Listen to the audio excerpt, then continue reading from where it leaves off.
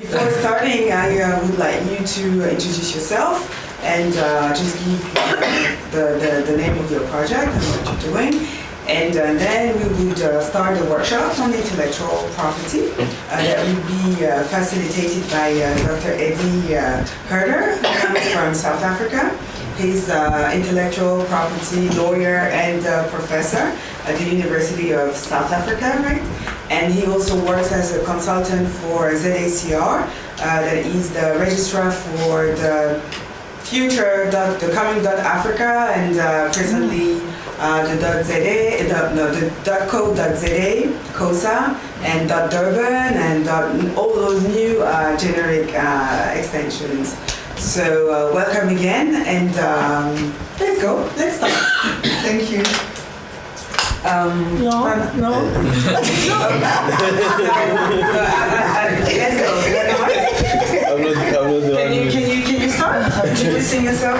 My name is Bernard Adongo. I come from Kenya. I run a company called Nikohapa Ventures Limited. Nikohapa is a Swahili word that means I'm here. So people normally confuse us for Foursquare on SMS. But if you know what Foursquare is, but we actually help businesses. We help people, normal people like you, me, and myself, and other people too, engage with businesses. Because traditionally the businesses, they advertise through radio, TV, and all that to us, but it's very hard to get that feedback back to the business. So that's what we do. We help. You go to a cafe, you can send a text message to the owner of the business, and basically that's what we do.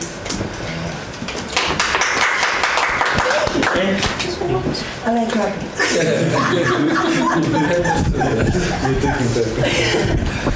Hello, my name is Raina Tusso. I'm from Guinea. I work for Make Around Town, which is a women's rights organization. We use internet to promote women's rights by accepting information, but also holding African government accountable by doing a yearly report on them. And we monitor also women participation in politics on the continent. And I'm glad to be here.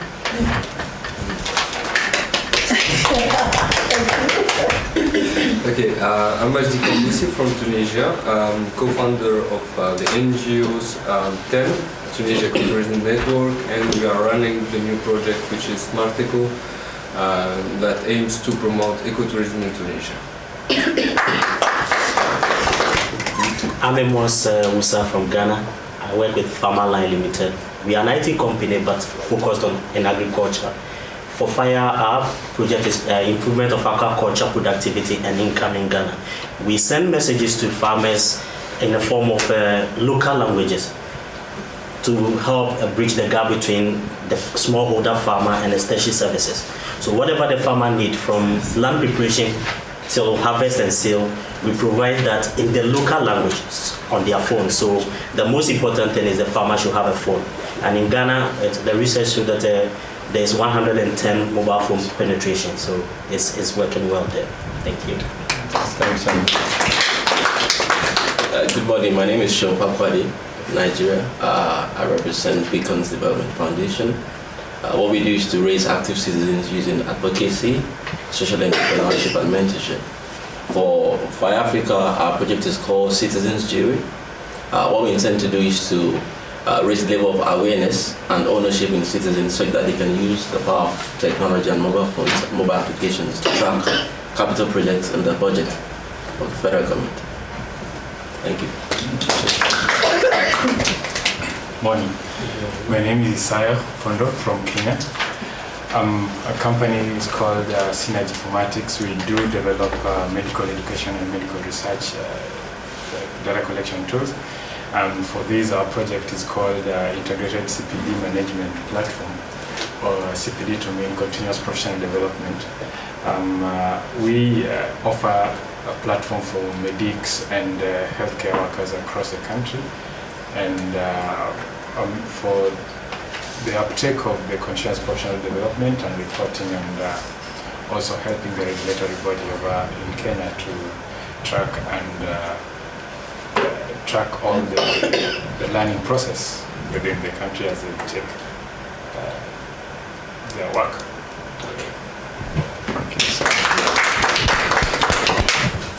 Hi everyone. My name is Ian. I come from Zimbabwe. I am representing the University of Zimbabwe and a very small company, tech company called Purple Zoom.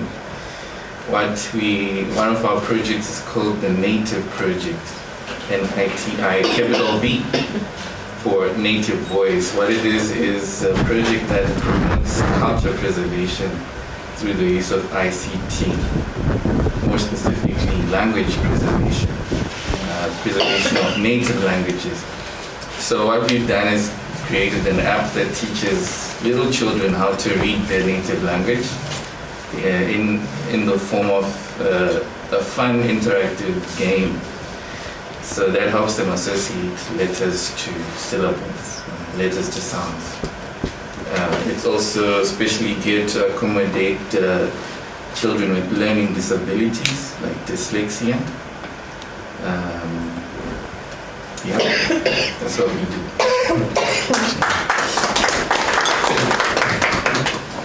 Hi, my name is Sandy Cardozo.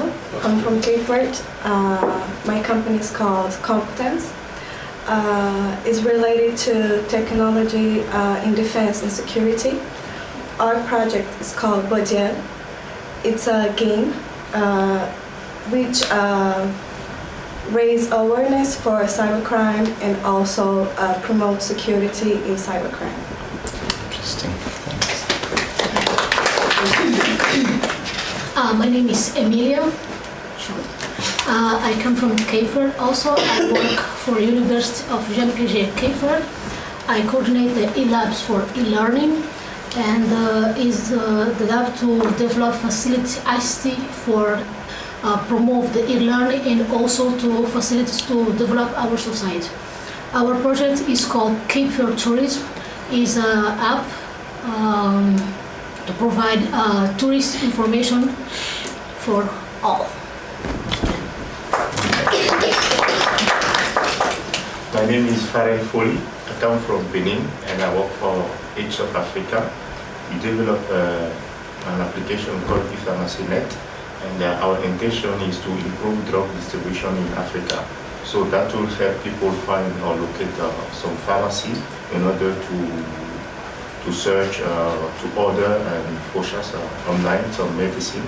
And also you can find a doctor, you can appoint for a rendezvous, and you can be alerted in order to take some medicine you have not taken or whatever. So that's what we have did and applied for 5 programs.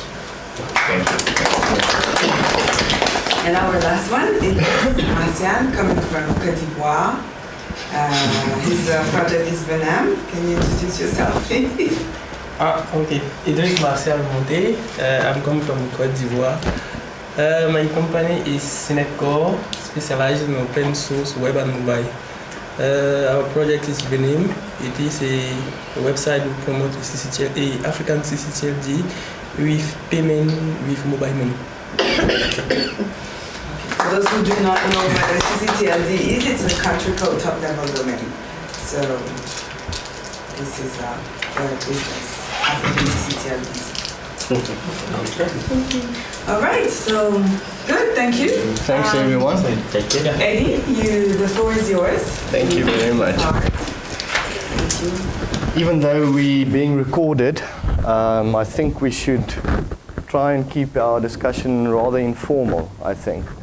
So please, if we're busy with a topic or you're not sure about anything or you want to tell the rest of us something interesting, or please feel free to speak up. We're going to keep it nice and informal, and because the topic we're dealing with, stand up. That's not formal. I know, but you can sit afterwards, but just for the camera. But you don't have to if you prefer. Okay. If you prefer.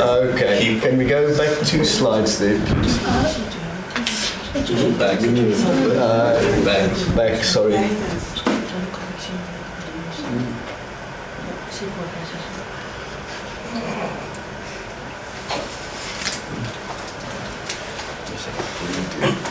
one more back. Yes, that's it. Thank you. So yes, let's keep it nice and informal. Because this field of law is terribly intricate and so fast developing, and it encompasses so many different disciplines, so to speak, that even though it's bundled within the term of intellectual property law, it's a terribly vast field of law. And it incorporates so many different principles of law and so many different principles of other disciplines, not necessarily connected to law. So I'm going to try and explain the basics to you, to try and instill a basic appreciation or knowledge of more or less the concepts we deal with. But within the limited time, and because it's not a university and you guys aren't writing an exam or anything like that, I'm just going to, throughout the next 2 days, try and get you guys to have a general appreciation of the concepts we're talking about, just have a general idea of what it's about. We won't be able to go into very specifics, and some of it, to be honest, I also don't know. Because to be a patent attorney, for instance, you need to have a degree apart from a law degree in order to be able to write a proper patent application. And I'm not a chemical engineer, I'm not a mechanical engineer, I'm not a software developer. So we're going to stick to the basic principles. And there are things that you're going to ask me that I would not necessarily know, but that we can find out together. I'm going to point you towards places you can go and have a look, where you can get further information specific to your needs.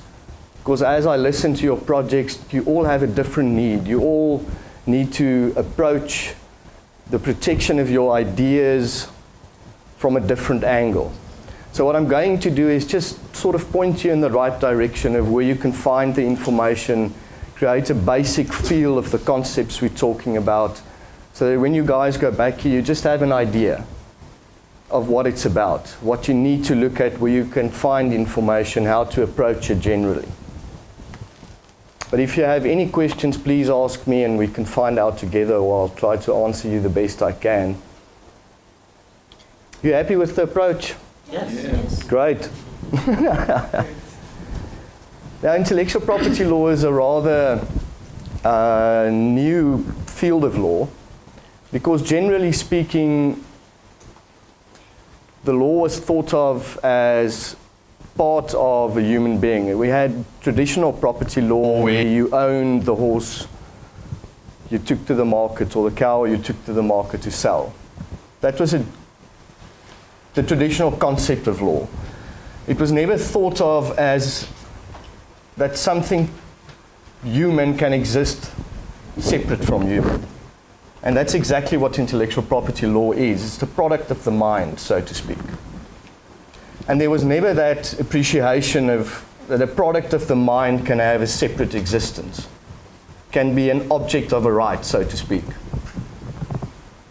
So it's a relatively new field of law. It sort of started with the Industrial Revolution. And it was refined throughout the last 2 centuries, more or less, which is actually a very short period of time. And the very interesting, very exciting, but also very disconcerting thing is that with the advent of new technologies, a lot of the traditional intellectual property law principles that aren't that old in the first place sort of got thrown on their head, sort of got shaken about by the new technologies. Because new technologies does not fit in to the little boxes that traditional intellectual property were divided into. So you'll see as we go along, and you must keep this in mind throughout the next 2 days, as we go along, we'll try and identify the basic requirements and characteristics of all the so-called categories of intellectual property law. But because of the new technologies, it's become very muddled. The lines aren't drawn as clear as they used to be. So when we talk about copyright, for instance, traditionally speaking, copyright and patents were two rather distinct categories of intellectual property. With the advent of new technologies, the lines are blurred terribly. Where, traditionally speaking, you had copyright in a book or literary work, and you had an invention that was patented. Now all of a sudden you get something like software, which is sort of a strange combination of the two things. It's a literary work, but it's also a process, and it also results in a technical effect. So the lines are blurred. Now all of a sudden it's not as clear as whether it's copyright or patents. Same with trade secrets and business methods. Never had that before. Now all of a sudden we have that. So as we go along, just always keep that in mind, that the lines aren't as clear as it used to be, and there aren't definite answers to it.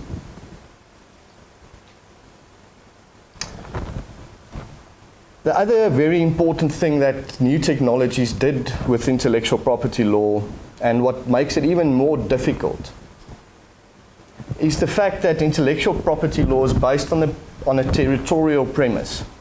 Whether it's a patent or a trademark, it is only protected in principle, in theory, within the territory that is registered.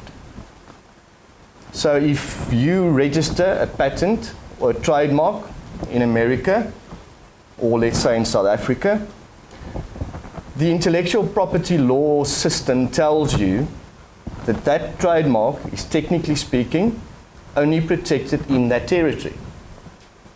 Now with the advent of the internet, communications that are global and borderless, we sort of have a little problem there, don't we? Because it's just everywhere. So it makes it interesting but also difficult. Now let's just get a general idea of, I listened to your projects and they're all very interesting. You all probably have a basic idea of the categories of intellectual property. Can anyone sort of start me off with something obvious apart from those that I've mentioned? About the general categories of intellectual property that are most important. Let's take a practical example, like let's say a pot of nice women's body lotion. For instance, just to get our minds into the right frame of mind, so to speak. What forms of intellectual property if I put that cream, that bottle of body lotion in front of you? Very expensive, very nice. What forms of intellectual property do you think? Yes. Maybe patent for the formula that you used to make the... Yes, the patent for the formula, for the cream. The logo? The logo, yes, definitely. That would be the trademark. Yes.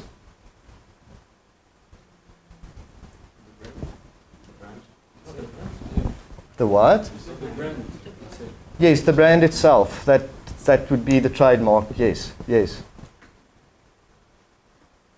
Maybe the design of the bottle. Yes, the design of the bottle, or the design of the label.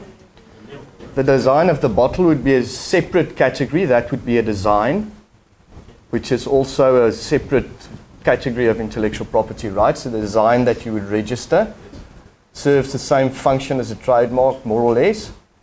And then the design of the label could be a copyright, because it could be an artistic work. So for example, just a bottle of hand cream, you see how many different forms of intellectual property there could be. There's even one more which we could possibly have a look at. It could be a trade secret. A trade secret that would be within that cream. That is also protectable as a form of intellectual property, a trade secret. You see how many different categories we've covered with one single consumer product? We're surrounded by intellectual property all around us, by patents, by artistic works.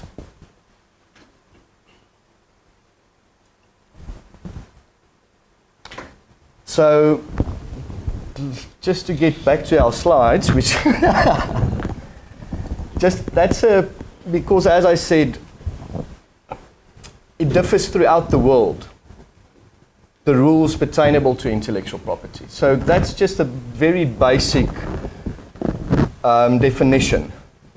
Some jurisdictions might define it differently, but that's sort of the premise that intellectual property is based on. It's concerned with the relationship between a legal subject or the bearer of the right on the one hand, and some other incorporeal legal object on the other hand. An intellectual property right can therefore be defined as a subjective right having as its legal object some or other product of the human mind. That's just a very simplistic definition of what intellectual property law is. We already referred to some of the branches of intellectual property law. And then the reason why you guys are probably all here is, why do we need to protect intellectual property? The answer seems quite obvious, because if we work hard at something, we would like to be rewarded, wouldn't we? Yes, and that's the basic premise of intellectual property law. Because and that's another philosophical question that we could spend days on talking about, and that I want you guys to actually think about a little bit, because it is important in the bigger scheme of things. Because if I listen to some of your projects, there's always a very interesting tension within the field of intellectual property law. Because as I said, the basic premise is that we protect products of the human mind in order to encourage invention. We as the human race want to go explore. We need to, just look what we've already achieved as a species. And the whole idea behind intellectual property law is to encourage innovation. And the only way you can encourage innovation is by protecting prior innovation. Because by protecting it, you create the willingness to create. If you created and it was for nothing, then why would you on earth want to create anymore? So that's the basic premise behind it, is to encourage innovation and creativity. But the tension comes in on a philosophical level and on a practical level as well. Let's take the example of what Amos is working on, more or less. I'm not sure exactly what, but the whole pharmaceutical, agricultural thing. You get very interesting patterns. We'll return to that a bit later today as well. But Africa, as an example, has a huge food security problem, for instance. Then we have American companies with virtually unlimited budgets that invent these wonderful products. One of the examples we'll be using later on, the Monsanto seeds, for instance. I don't know if you've heard about them. The American company, in practice, makes billions of dollars worldwide by selling their seeds. But it's protected by patent. The whole idea is that they invested a lot of money to be able to create that in years of human capital, of money, to be able to reach that point where they actually had that product. And that's what intellectual property law is about. It encourages invention. But now they've already made billions of dollars because they managed to reach that point where their invention became a commercial success. But now the question is, and it's a political and a philosophical question, billions of people around the world are starving. Huge food security problem. Then it becomes a political and a philosophical question. To what extent is it reasonable to protect that invention?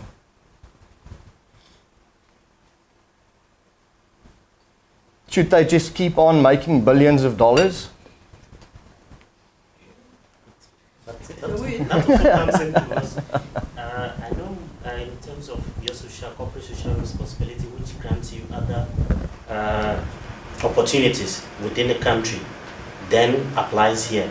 So as to whether you want to use that as part of your social corporate responsibility, then comes in. Or would other person be willing to pay for what you have? The issue then becomes moral, which when you add that to business, it's a very dicey situation. It is. It is. That's exactly the point. Yeah, from Medic's formula, I know that after 10 years, the formula is not protected anymore, and it can be used for research and development. To reply to the question about the seeds, I think there is a limit of time. Yes, we'll get to that just now. And that's it. I think the limit of the business is 10 years. Yes, a patent is actually valid for 20 years. Okay. So, but it's still an interesting question. Yes. So what? But mainly when you see how much the US would not like to spend on fighting poverty. So if they have this, I find it's a bit ironic to keep this while thinking, we're going to spend millions helping people out of poverty, but we have this, we're going to make you pay. I guess there's that balance in there. There's a fine line to it. The issue then is country and an individual corporation. And at the same time, especially the question of seeds is very interesting. Why? Because the seeds cannot reproduce what they are selling.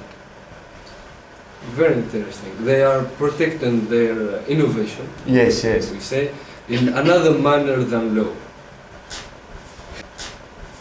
Of protection as well, non-intellectual property forms of protection. But yes, this discussion is good because I just want us to appreciate the finer dynamics of it all. Why we protect it, but also the other point of view.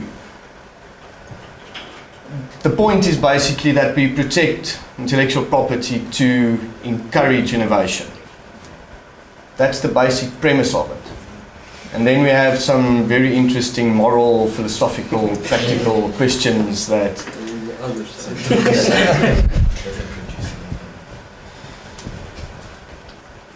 So that's the very basic premise. But for you guys practically, and for the bigger picture, is for you as individuals, the organizations you work for, the country you were born in or live in, the continent of which you are a part, and for the bigger humanity, it's a wonderful thing. And it goes up like that, all those little rungs on the ladder. If you can make yourself successful, your company successful, your country more successful, your continent more successful. And you see it very clearly. If you look at the statistics of the different continents, the wealthiest continents with the highest levels of prosperity are clearly those countries or continents that protect their intellectual property rights the best. So it's all the advantages are obvious. So you should always keep that in mind. The most innovative nations are the most successful nations. So it's important. It's important. Okay, before we step on to trademarks and all of that, thanks Patricia.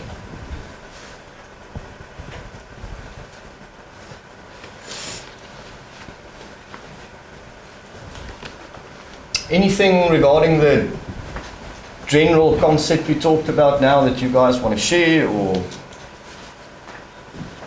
perspective we might not have touched upon now as an introduction? You happy? Very. Okay, let's move on then. Okay, sorry. Yes. I need to ask you. I'm not sure you're aware, but in Nigeria, if you develop something like an iPhone, and I want to use that because it's ubiquitous. I mean, you can relate with it. So, if something as simple as changing maybe the user interface, yes, happens, you are not liable to this, to intellectual property fraud or something like that. I mean, if you change as much as a form or a structure, because we have an issue with some people right now, some of the people that were meant to work on our project before, who are trying to, they're twisting the form of what we're doing, and although they've backed down, but in essence, when we approached our lawyer and our counsel, what he told us was that we don't have laws in Nigeria that really protect, so much as they're not doing exactly the same thing we're doing. Yes. So does that apply? Is that a worldwide thing, or is it just Nigeria? No, it's a worldwide thing. When we get to patents and stuff like that, I'll what a patent is about, what the requirements for a patent is. When we look at copyright, talking about software, then we'll have a look at the individual requirements of all of those categories of protection. Okay. And I'll explain to you a bit more how that works, and then you might understand it a little bit better. But it's a worldwide phenomenon. You spoke about the iPhone. Apple and Samsung have been raging a patent war that have cost them both billions of dollars. So it always hinges on small little things, and it's actually become ridiculous. Yeah. Because they say, I did this first, but you just did that, or you actually used what I did before and you now did this. So it's terribly uncertain to a certain extent, because it's difficult to prove.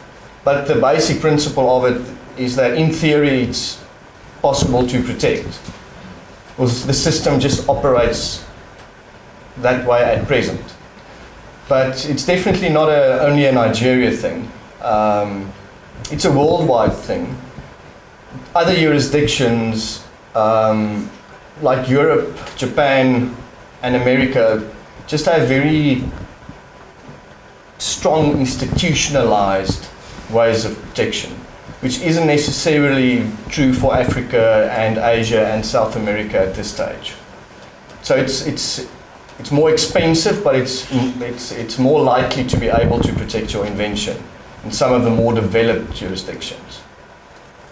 But once we reach the copyright patent stage, and I explain to you the requirements of those forms of protection, then it might become a little bit clearer of what happened in your situation. But I think the problem with trademarks, copyright is the major problem is with technology now. Yes. Because the where to actually draw the line is difficult. And with what he said, I think for me in Ghana, I think if you can prove that the person doing what he's doing has a form of contact with you, but it then comes to the issue of we are trying to protect the innovation of the mind. I could sleep today, dream, and tomorrow you also sleep and dream. So then, So it's Can you give me some water as well, please? Sorry. okay. Pick one of the glasses here. So it's a problem. What shows I'm doing what you are doing because I had a dream. We cannot, You didn't have it. we can dream the same, but we cannot is equal as the same because we don't have the same mind. So it may These look guys like did not yours. have any dream. These guys did not. But you'll see in order for it to be protected, each one of these different categories of rights, there are certain fundamental requirements. And you need to comply with those fundamental requirements in order to receive the possible protection. But we'll have a look at it. Thank you very much. Let's start off on that point. It might be a good connection point.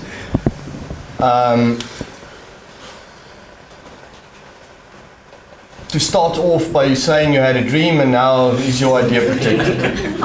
Who knows about the dream? Yes. It's very relevant. It's very African. I stopped there. Your Honor, I guess whoever gets there first wins. I mean, to register the patent. If you tell me about your dreams, we'll do something about it. What So Two people, two different people come up with the same idea. They could. We encourage one person to innovate, the other person we don't. Team them up. no, in Africa, first to register. Yeah. Yes, it is a winner, yes. Wait a minute, but the other person also worked to get that idea independently. Independent, It but didn't they work, it registered dreamt. it. Okay, let's keep on going. no, in Africa, problem with technology is that every technology being developed in Africa is based on someone's development. Yes. That's not unusual. It's everywhere. It's not African. Yes, okay. Let me put it that every technology is based on someone's development in one way or the other. So then, Even the pen. Those are the questions of innovation yes, and novelty. What is yes, what is not, what is innovative, what Yes. is not. It's all about the issue, and that helps for, of course, that's the ground of the protection.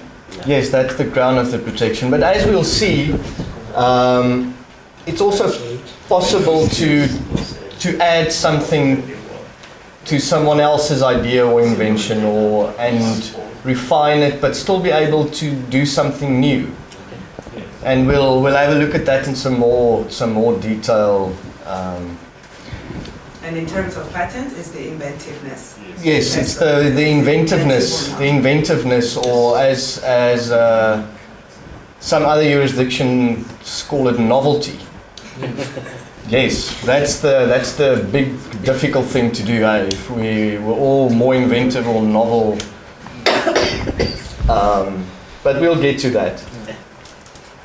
Let's start with the first category of trademarks.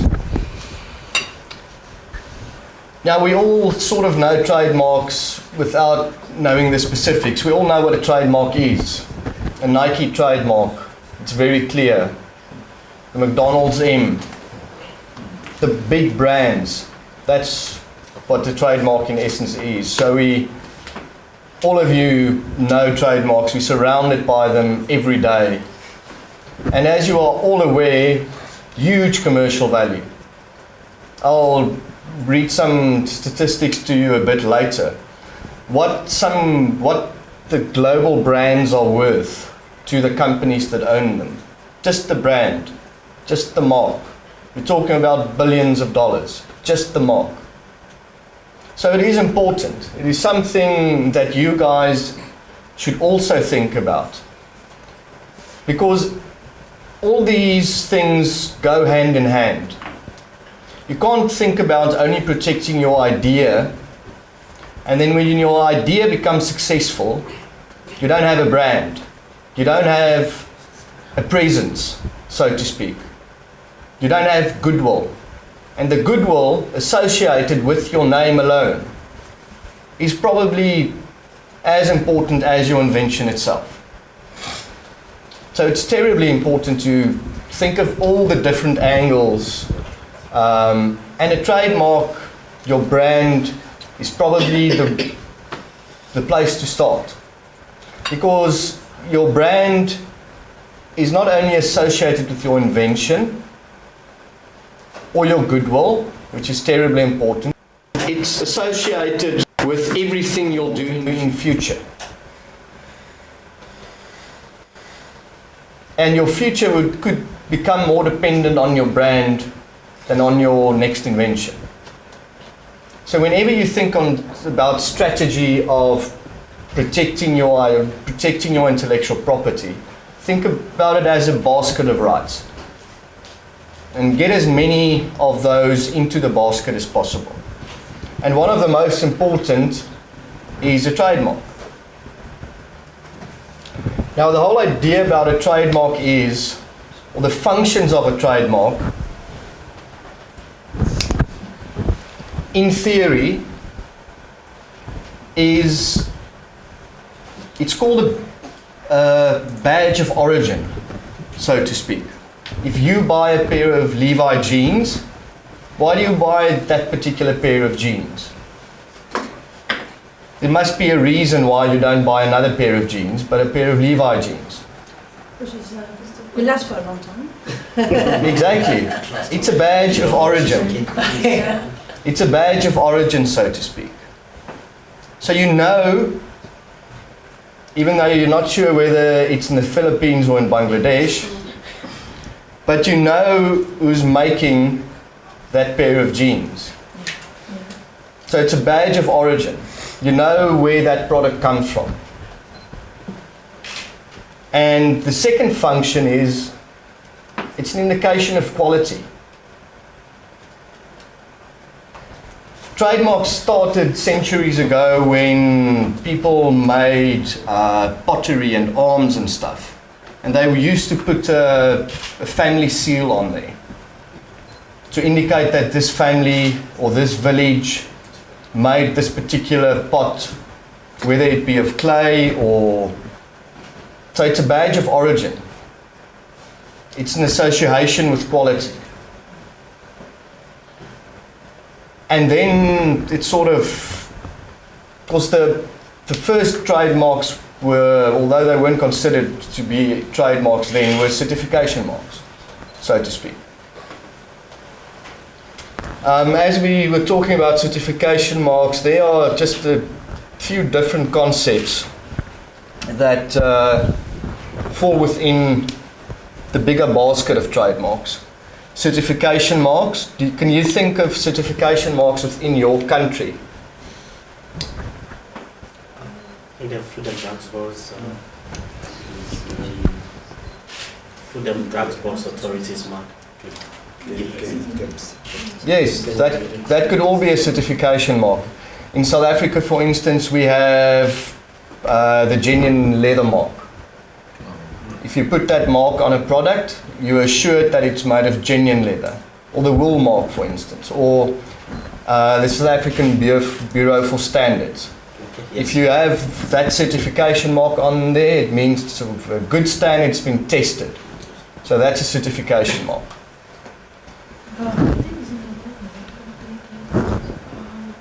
And a collective mark could be something like, in South Africa, to use another example, the wool mark. It's not the same as a certification mark, although it could be both. It's a number of people within the same industry in association. And if you put that mark on, it's again a sign of quality and origin. And then a shape can also be a trademark, a pattern, ornamentation, color, container. Like the Red Bull can, for instance. Apart from the name, the little bull, the can is quite distinctive, isn't it? The colors they use. The combination of the colors. So that in itself is part of the mark.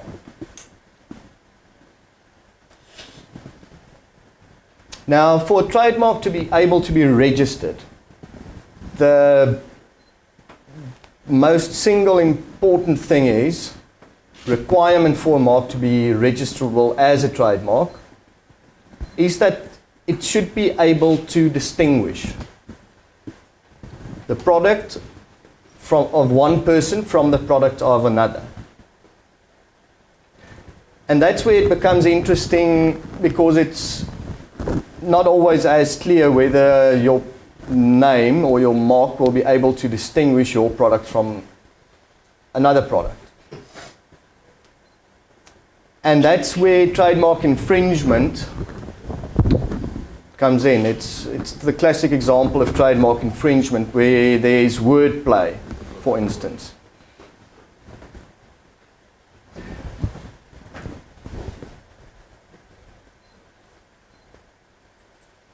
Now you'll notice as we go along that, as I said, intellectual property is territorial based. So even though the bigger the general requirements would be applicable more or less throughout the world, different terminology are used, different processes are used, different systems are used. When looking at all of these different categories of rights, trademarks exactly the same. America would have a different approach to registering a trademark than we would have in South Africa, for instance. We have international conventions that I'll be referring you to that were negotiated between the different countries and international organizations to try and, to some extent, harmonize the laws. But you'll see that the requirements and enforceability, the remedies, and all the separate national jurisdictions differ rather substantially. But in general, a trademark needs to be registered in order to be protected.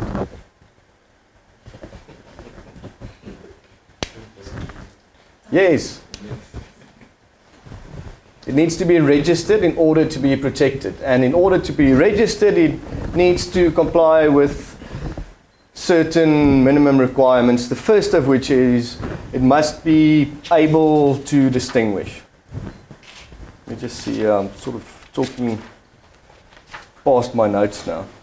So, is that the only requirement, that a trademark should be able to distinguish, or it should be able to be distinguished from other ones? No, it's not the only requirement, but it's the main requirement. We'll look at the other. There are absolute grounds of refusal, and then there are relative grounds of refusal, which basically means those marks are not registrable. Okay.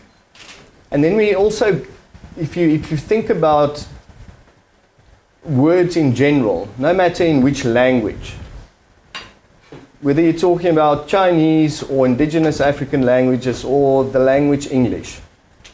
Let's just use the language English for now, because that's the language we're speaking here today. In any language, there's a limited number of words that we can use. So the whole idea is that we cannot give the rights to use a word only to one person.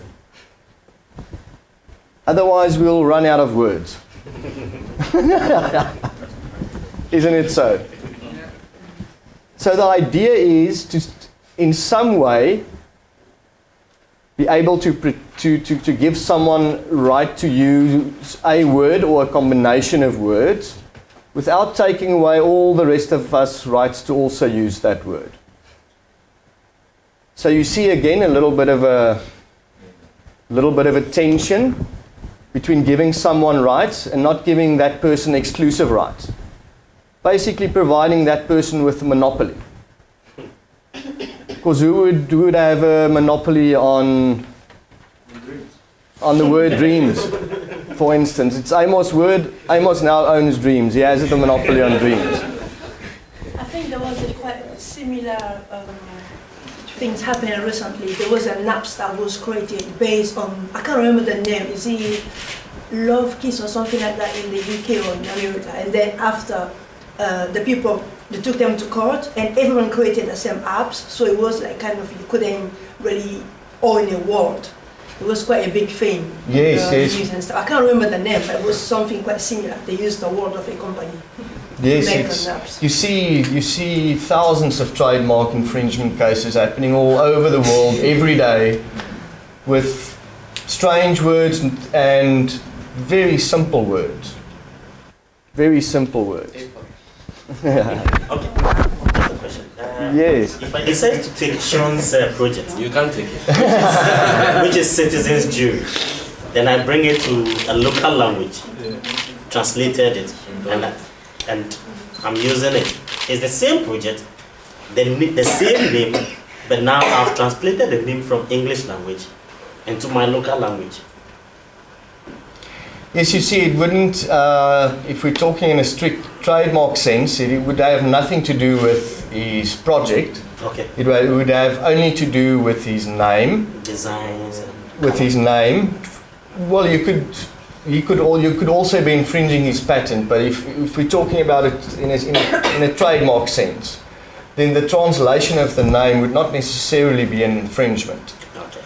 Thankfully, we've done that. It would not necessarily. You'll need to have a look at the specific circumstances of the case. Okay. But theoretically speaking, it would not be an infringement of his trademark, because, as we'll see later, infringement of a trademark, in order to infringe, there needs to be confusing similarity. It needs to be identical or confusingly similar. Now, a word in a different language is not confusingly similar. Sorry, a quick one. A reference to just what you said about standardized international property law. So if I understand what there's none so far, so every country has to deal with its own. No, there are a number of international treaties that were negotiated for each one of the categories. For instance, we get the Berne Convention that was already negotiated in the late 19th century that deals with the basics of copyright protection. But it's all the signatory countries need to comply with certain minimum standards, which in terms of the convention, it's expected that those minimum standards should be applied or enforced in every single individual jurisdiction that signed that agreement. But it's only limited standard requirements. Every country then has their own statutes that deal with that category of rights. So it's that minimum standard must be in that piece of legislation. But the one country's legislation will definitely differ from the next. So there are still attempts to bring everyone closer together, so to speak, to standardize. But the principle underlying the whole system is that it's territorial in nature. It's territorial in nature. So if I register a trademark in South Africa, it's in theory only protectable, it's only enforceable in South Africa, in theory. So do you think it's possible one day to reach one standard for everyone, even those who don't apply that, to say, this is the one for every single country have to deal? We're moving closer to it, and then we just think we're sort of there, and then we're moving a little bit backwards again. Okay.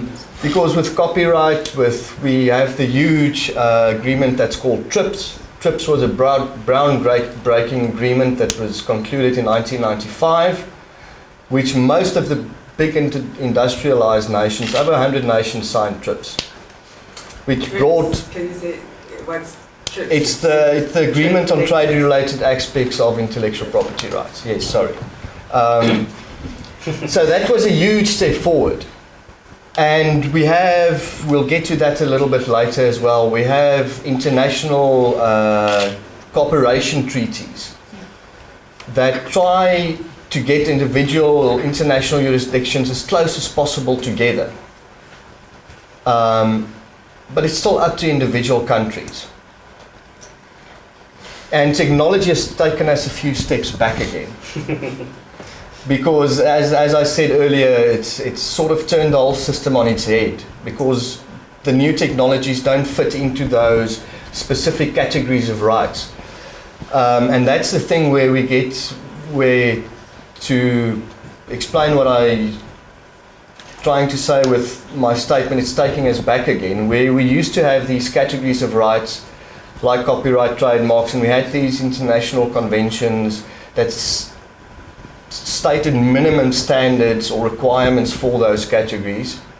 Now all of a sudden we have a huge uncertainty again, because some countries don't want to protect software, for instance, in terms of a patent. They just say it's impossible, you cannot do it. These are our reasons, and they are very good reasons. And then other countries say, but if you look at the nature of software, even if it's contrived to a certain extent, but it fits within the category of patents. So we need to be able to have a software patent. Then same thing with business methods. Technology led us to the point where a business method that was traditionally only protected in terms of a trade secret is now also, Japan insists, America insists, you can patent a business method. Other countries say, no, you can't. It's contrived. So as far as we try to harmonize, we sort of drift away again. So, in terms of trademarks, if I register my company, which goes with the name and probably the logo, yes, is it registered as in terms of trademark, or it has to be done differently? In most jurisdictions, the requirement is that in order for a mark to be protected, your mark needs to be registered. It's also possible, as you see there, to get protection for unregistered, or what is called common law trademarks. But you only receive protection for unregistered and common law trademarks if you comply with the minimum requirement of use. And again, the different jurisdictions interpret it differently. So the best form of protection, in theory, is to have your mark registered, because with the registration of the mark goes along a minimum amount of protection. Whereas with an unregistered mark, depending on in which jurisdiction you are, you need it to have a certain reputation already. And if you're a new company, you might not have that reputation yet. Your mark might have not been used extensively. So in all reality, even though you have a mark and you have a logo, you won't have protection. The reputation, what space does it have to take? Is it 100,000 people or 50,000, or within a locality or national? Yes, that's the thing. You'll see there's another category of well-known marks. Okay. It's sort of the same thing, but it's looked at in context of TRIPS, for instance, that agreement I spoke about earlier, where protection is provided on an international basis for well-known marks, and there are certain requirements in order for your mark to be regarded as well-known. And a well-known mark also falls into the category of an unregistered mark. Although it's not exactly the same thing, because a well-known mark could be registered in another jurisdiction, but not registered in your jurisdiction. I think I have a case scenario like that in a country. There's a case currently going on. Philips, the international company, and another small company in Kenya that is also calling itself Philips. Even though they want to be selling Philips stuff, but then there is... Yes, we'll see now when we get to the domain name thing. That's exactly what's happening. So when just to take a step back, to make it clear in your minds, just to make it a little bit more clear. When you think about a trademark, firstly, always remember that in principle a trademark is only territorial. That's the most important thing to remember. It's only enforceable in the jurisdiction, so in other terms, the country in which it is registered, in theory. In theory, that's the most important thing to remember, is in theory, except if you do a few other things afterwards, or except if there are certain other truths about your trademark, for instance, that it's well known. But in theory, you only receive protection in the jurisdiction in which you are registered. What's happened with company are international? For example, Coca-Cola? Yes, they are regarded as a well-known mark. And there are certain different requirements for a well-known mark. I'll get to that. I'll explain. Let's deal with it. Let's deal with it now.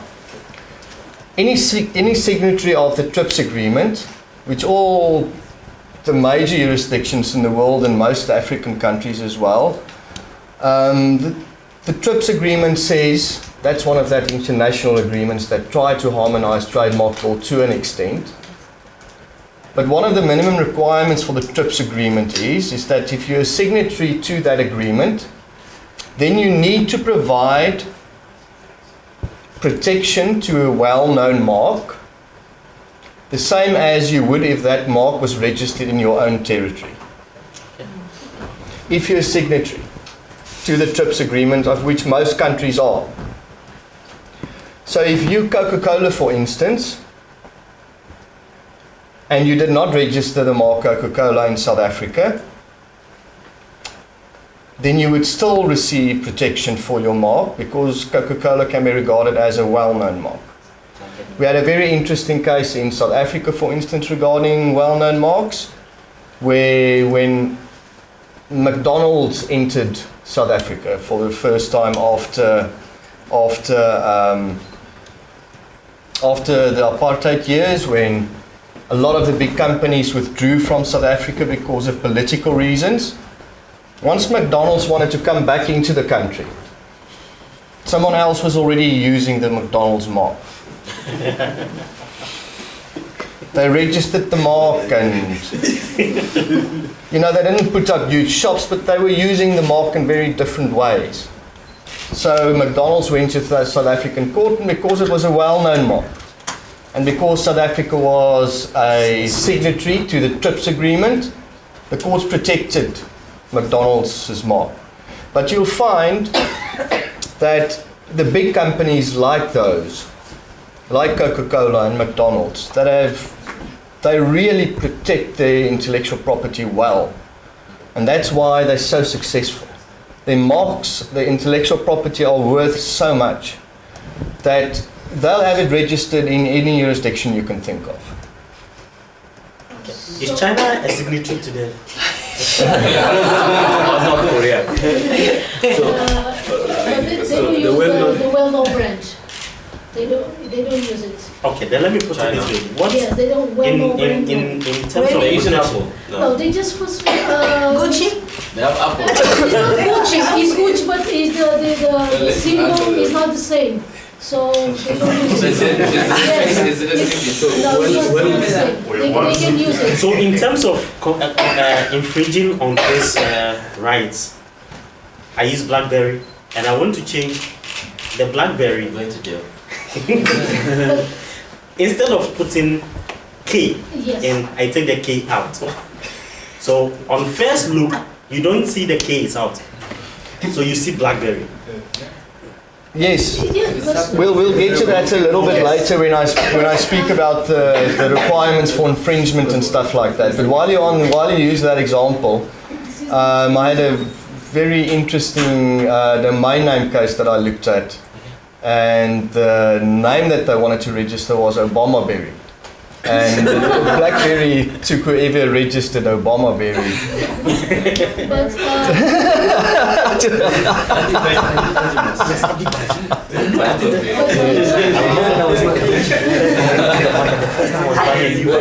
Sorry. Or you So when I- registered the Yeah.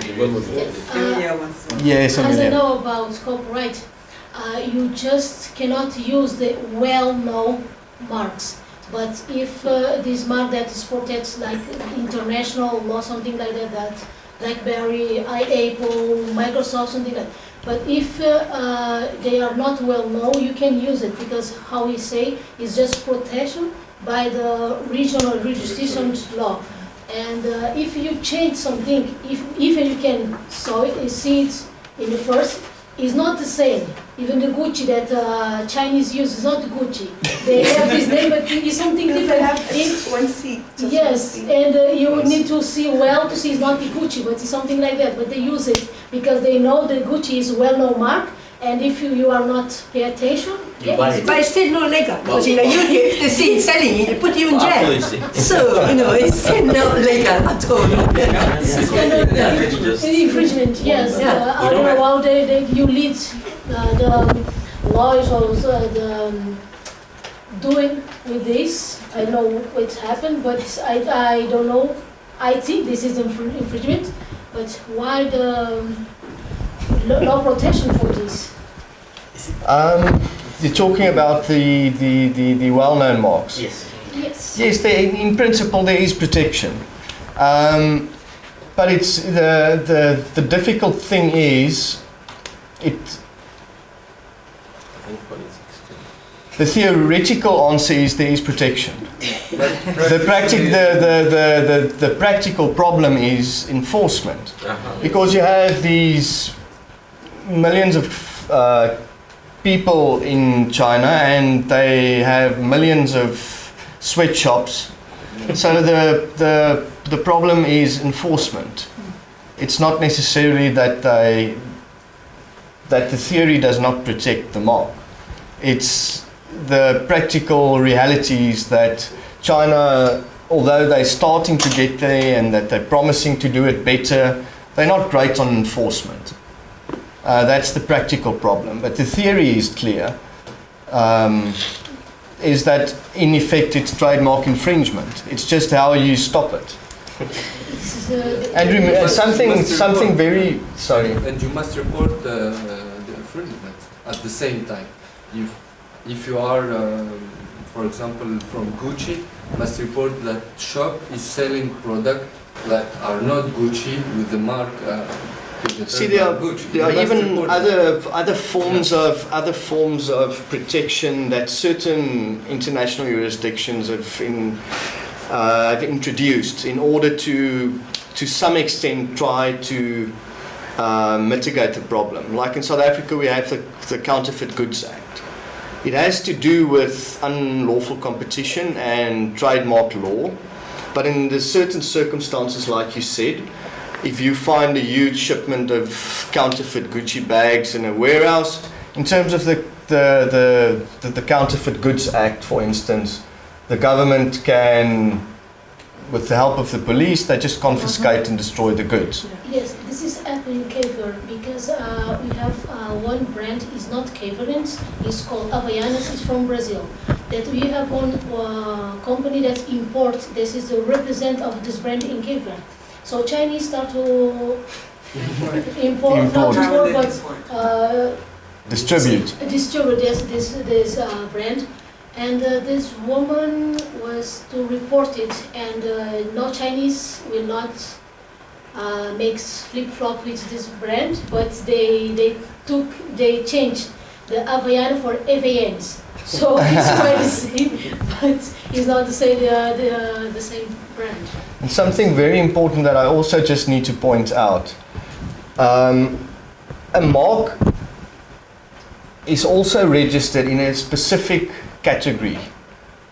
Okay. It's not a general registration. You cannot get a general monopoly to use that word. It's within a specific category. We call it the niche classification.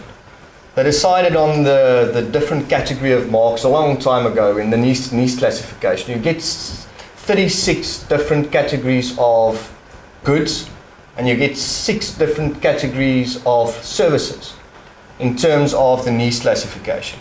And your mark is only registered in 1, 2, or 3, or whatever. You need to apply for a category. You can register the mark in more than one category, but your business needs to, be connected to that category. So you can have 2 marks that are exactly the same, but if they are used for different products or services, then the one mark is not an infringement of the other mark, because it's registered in a different category. The same thing, you cannot provide if I sell tumble dryers and the other person sells pills, 2 totally different products, or you can even have a product and a service that aren't related at all. The idea is, again, to not provide the monopoly for general wording. So, in theory, you can have the same mark belonging to different people as long as they're registered in different categories. But isn't In the same that also... jurisdiction? Excuse me? In the same jurisdiction? Same jurisdiction. Isn't that dangerous where a different company can think the other company is a subsidiary or a representative of the other company? Doesn't it cause confusion? Because I was going to ask, like Apple now, I could start a supermarket and name it Apple. Yes, in theory you can. Although Apple is a well-known mark, which makes it a little bit more. Let's say fruits. Yes. Yes, in theory. Exactly. McDonald's technology. In theory, it's 100% possible. In theory, it's 100% possible because we only have so many words. And remember what a trademark is. Yes. If you look at the fundamentals of a trademark, what it is, it's a badge of origin. It distinguishes one product from another. And if you have a service and a product, there isn't even confusion because it's clearly not the same thing. If you have 2 different products, it's also not confusion because it's clearly not the same thing. The idea is that we as consumers aren't confused about who's providing the product or the service. And if we clearly know that it's not that company but this company, because it's clearly distinctive products, then there isn't confusion and no trademark infringement. Okay, but my question is, yes. Won't the original, the existing company say that you're trying to exploit the popularity of their mark? Yes, that's called, in terms of a registered mark, that's called, that could be pure trademark infringement. But in terms of the TRIPS agreement, again, in order for you to receive protection in jurisdiction in which your mark was not registered, your mark needs to be well known. If your mark is not well known, you would not receive that protection. Just a quick one. In Yes. China, do you know China is signatory of TRIPS? I don't think China is a signatory of TRIPS, no. That's why it's important when you guys think about maybe names for your products or your companies, future products.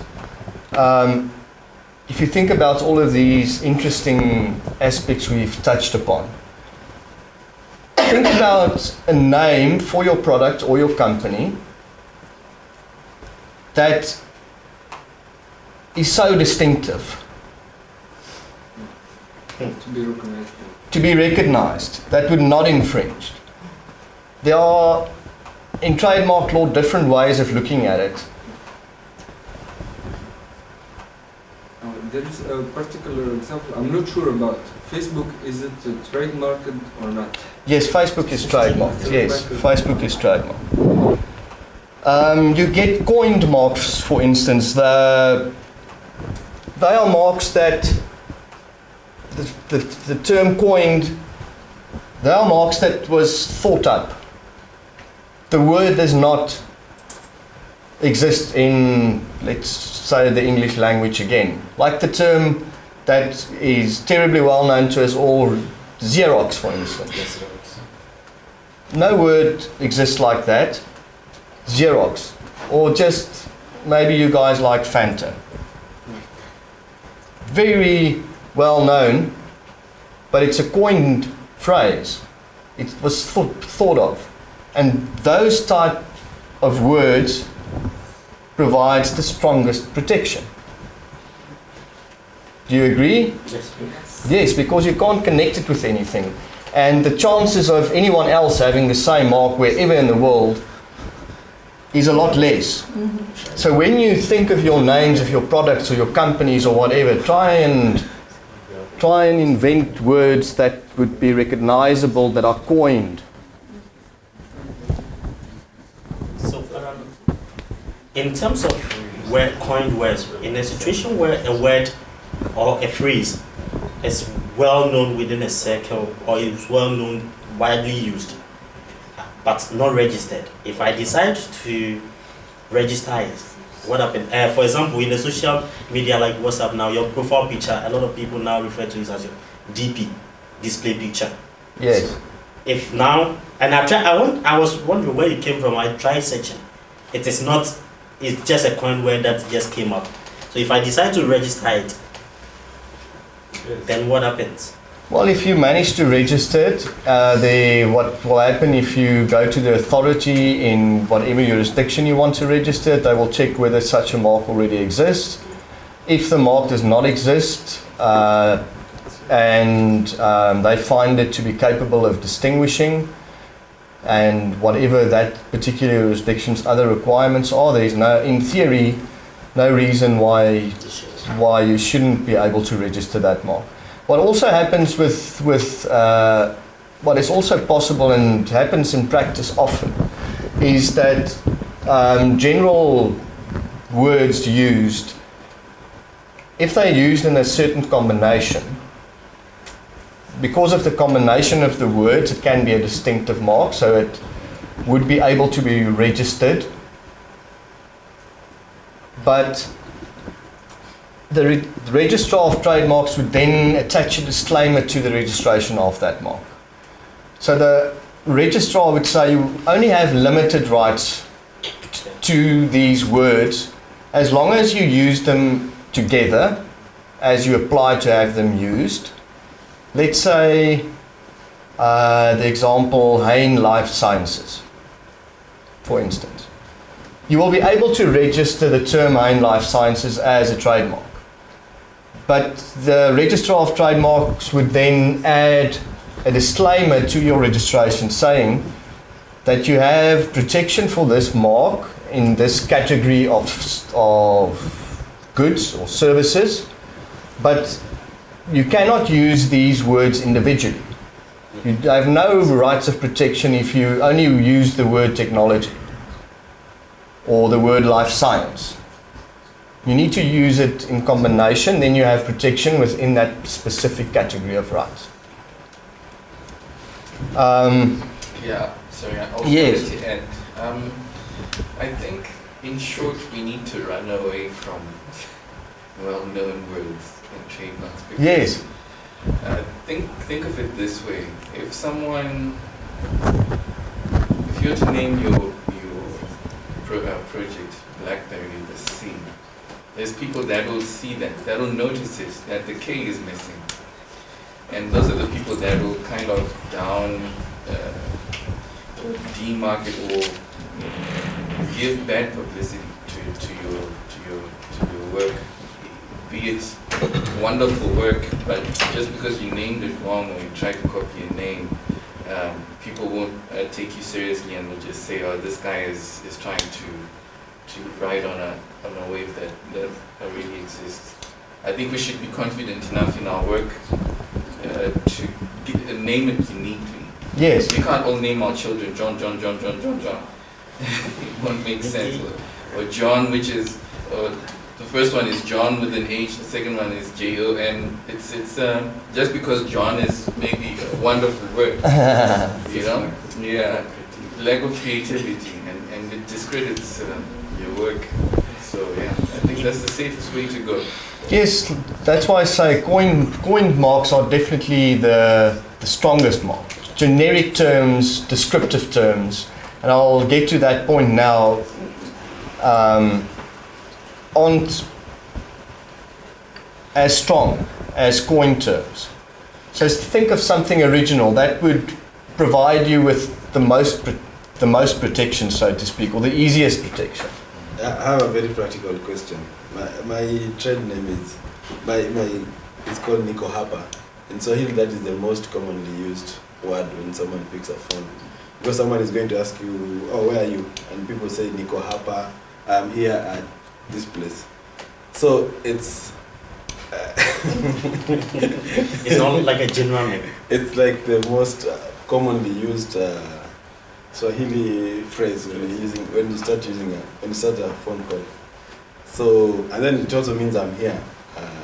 Only that people normally add I'm here at whatever. But So that's fine. it's fine because it's connected to the type of industry in, so it's a word play.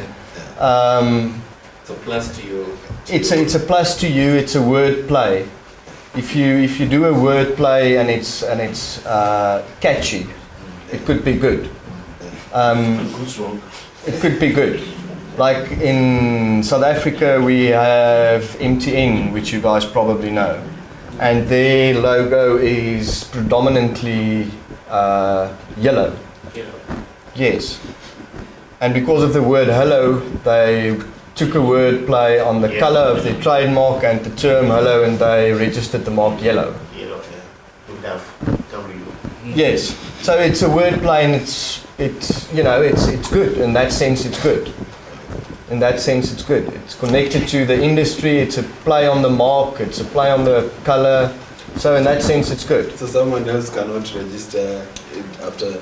Because at the moment, if someone mentions Nico Hapa, they probably are referring to me if it's something to do with technology. So Well, you must just register your mark then very quickly. You must just register your mark then very quickly. And another thing, yes, and then you get arbitrary marks. Something that is a word that's known but has nothing to do with the product it refers to. Apple. Like Apple. Or the company Shell. With the Shell trademark, it's an oil company. The one has nothing to do with the other. That's an arbitrary mark. Those marks are also rather strong marks. So because a trademark needs to be distinctive, descriptive terms usually aren't good marks. They aren't distinctive. So if you, and it's also a requirement in South Africa, it is in some other jurisdictions as well, you can't use generic terms, descriptive terms aren't registerable as trademarks. If you're a chocolate manufacturer, for instance, do you think you will be able to register a mark Silky Smooth? Probably not, eh?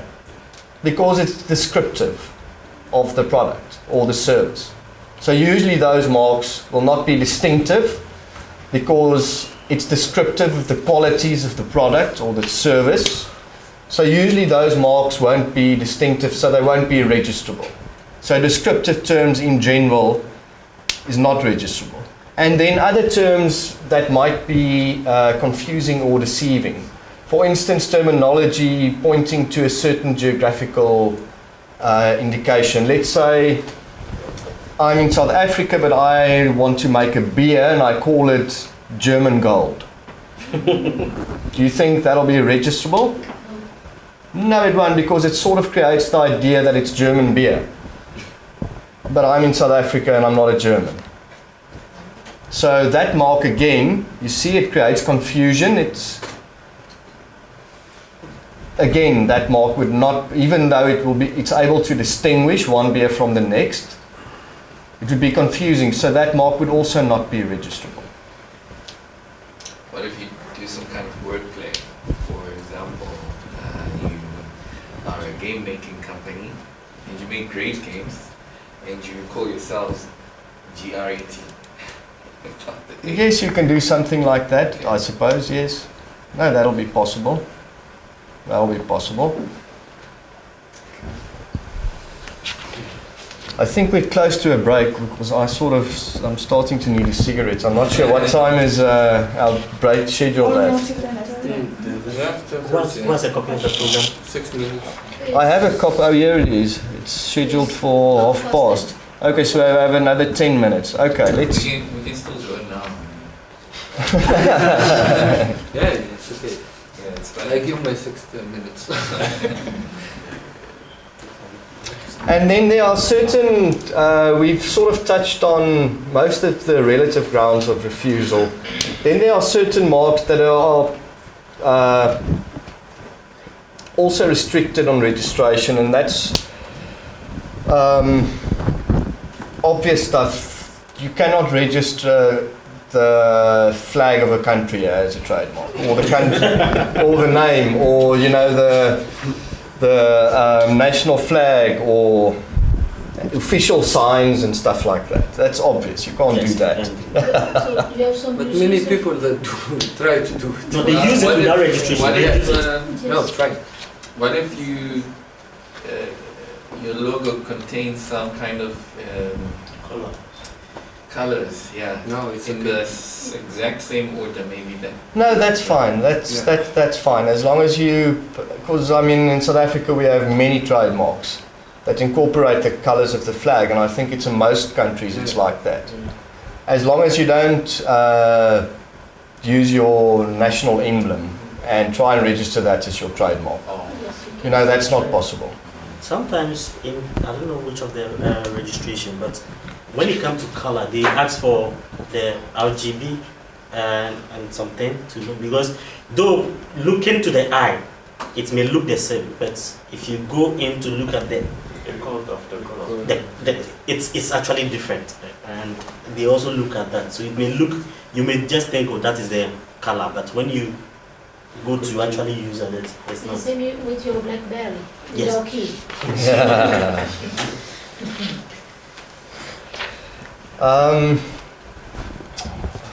I've lost my point now. What did I want to say? Oh yes, when you spoke about the colours, that's what I wanted to say. There are different forms of trademarks as well, which you also need to keep in mind. You get the word mark, and then you get something that is called a device mark. It can either be the word, your word mark, that it is manipulated to some extent. It's curved like Coca-Cola, which in itself, the word mark, Coca-Cola, is a mark in itself. And then you get the device mark, which could incorporate the shape of the words or the colors, or so you get different types of marks as well. And that you need to also remember. You get the word mark and then you get the device mark. And both can be registered separately or individually, so to speak.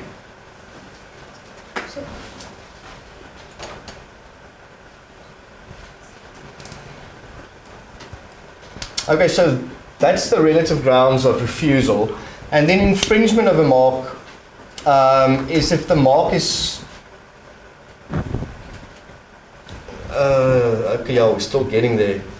I think I'll just wrap up this initial discussion, and then when we get back we can start with the domain names. Okay.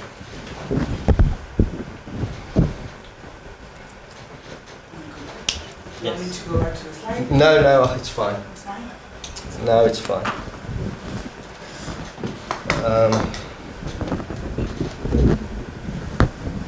Sorry, what is he saying now? No problem.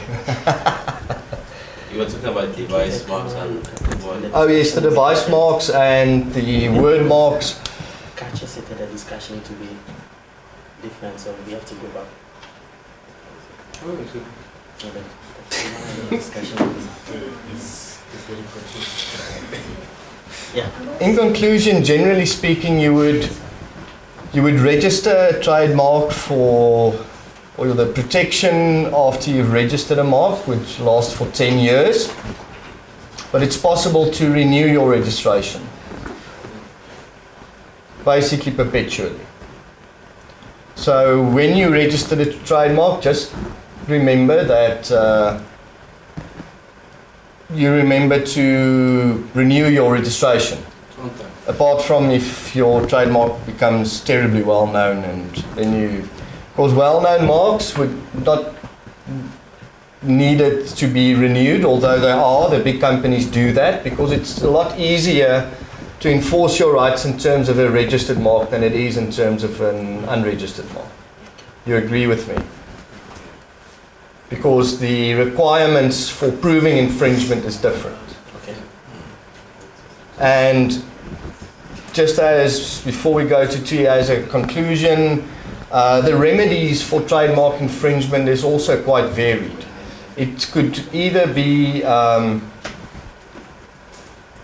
an injunction, or what we call in South Africa an interdict, where you could stop the other company from using your mark. Or in the counterfeit sense, you could get an order which allows the authorities to confiscate the infringing products. Or the court will interdict the infringing use. Whether it's a billboard, for instance, the court would order take the billboard down. Whatever infringing use there is, if it's appended to a certain article, the court would say, okay, you need to take it off the shirts or whatever. And then, of course, you would then get damages, which is the most important, probably the nicest remedy if you succeed in getting it right, is to claim damages if you're successful in an infringement action. Okay, I think it's a good place to maybe take a break. And when we get back, we'll have a look at trademarks and domain names. Okay.